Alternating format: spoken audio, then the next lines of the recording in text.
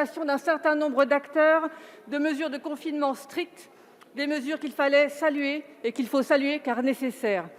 Vous êtes venu devant nous, monsieur le Premier ministre, ce matin les présenter pour en débattre. La représentation nationale élue par le peuple français ne serait donc réduite qu'à être consultée qu'a posteriori, par pur formalisme, à participer à un débat 50-1 qui n'a de débat que le nom. Nous vivons avec ce fléau. Nous sommes en guerre contre lui, ce sont les mots du gouvernement, avec nos soignants à bout de souffle en première ligne. Nous devons donc être unis. Et cela commande de choisir le dialogue et la concertation avec les élus de la nation plutôt que le refuge de la simple approbation.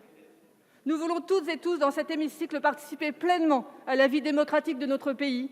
C'est le fondement de notre État de droit. Cela va du fonctionnement de notre démocratie. Avant de parler de demain, j'aimerais revenir sur les mois que nous venons de vivre. Des enseignements du passé et du présent, nous construirons un avenir plus fort. Nous devons à celles et ceux qui sont touchés, parfois jusque dans leur chair, par cette crise. Je pense notamment au personnel soignant, qui lutte sans relâche jour et nuit, frappé de plein fouet par cette deuxième vague, qui fragilise encore plus notre système de santé. Dans ce contexte tout particulier, je pense aux enseignants et à leurs élèves. Nous savons l'impact désastreux du confinement sur le décrochage scolaire. Alors aussi, je salue le maintien de l'ouverture, cette fois, des établissements scolaires. Mais je m'interroge sur les conditions d'exercice des enseignants. N'aurions-nous pas pu procéder à l'embauche massive d'enseignants et réformer l'enseignement à distance afin qu'il soit plus efficient? Je pense aux plus précaires, ainsi qu'à celles et ceux que la crise a jetés dans la précarité, dont on ne connaît pas encore les contours, mais que l'on devine immenses. Que faisons-nous pour eux? Il nous faut par exemple envisager la prolongation des droits de chômage pour ceux arrivant en fin de droit pendant le confinement. Et je pense notamment aux intermittents du spectacle, très durement touchés, comme tous les acteurs du monde de la culture. Ou encore renforcer notre soutien à toutes les associations de distribution de denrées alimentaires. Nous devons accorder des aides exceptionnelles, massives, au paiement des loyers et à l'hébergement d'urgence, qui a vu leur nombre de bénéficiaires exploser. La solidarité nationale ne peut laisser personne sur le bas-côté. Aux jeunes que l'on rend souvent coupables de la diffusion du Covid, qui ont perdu leur petit boulot, qui n'ont plus que 2 € par semaine pour manger et sur lesquels l'impact psychique du confinement est réel, enfermés dans leur chambre du Crous de 9 mètres carrés, avec pour seul compagnon leur ordinateur, le confinement pour eux est le signe de l'isolement. Car oui, en France, en 2020, la jeunesse est un facteur de précarité. Et il n'est pas le seul.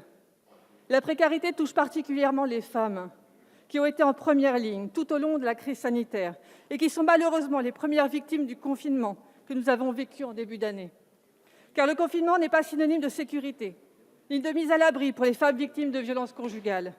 La maison peut rapidement devenir le lieu du danger et d'intensification des violences, comme l'a montré la hausse de 32% des interventions des forces de l'ordre au domicile pour violences conjugales. La seule mesure garantissant une mise en sécurité des femmes et de leurs enfants est l'éviction de l'agresseur. Nous devons dès à présent procéder à la réservation des places d'hôtel pour les auteurs de violences. Les femmes ne doivent pas être les grandes oubliées de la crise sanitaire. Pénurie de médecins ne doit pas rimer avec pénurie des IVG. Rappelez-vous, les associations et les professionnels de santé ont été nombreux à nous alerter, nous parlementaires, sur la baisse de fréquentation des centres de planification sur le déplacement des délais légaux. En mars 2020, cette situation était inédite, sans précédent. Mais aujourd'hui, qu'avons-nous de plus à proposer à toutes ces femmes confinées? De nouvelles mesures d'urgence et temporaires? La menace du droit à l'avortement n'est pas que contextuelle, elle est permanente. Et notre réponse doit l'être aussi. Notre législation doit changer. Mais ce n'est pas le temps du bilan ni celui des polémiques. C'est le temps de faire face ensemble. Cela va être dur, mais nous y arriverons en faisant front commun et en laissant personne de côté.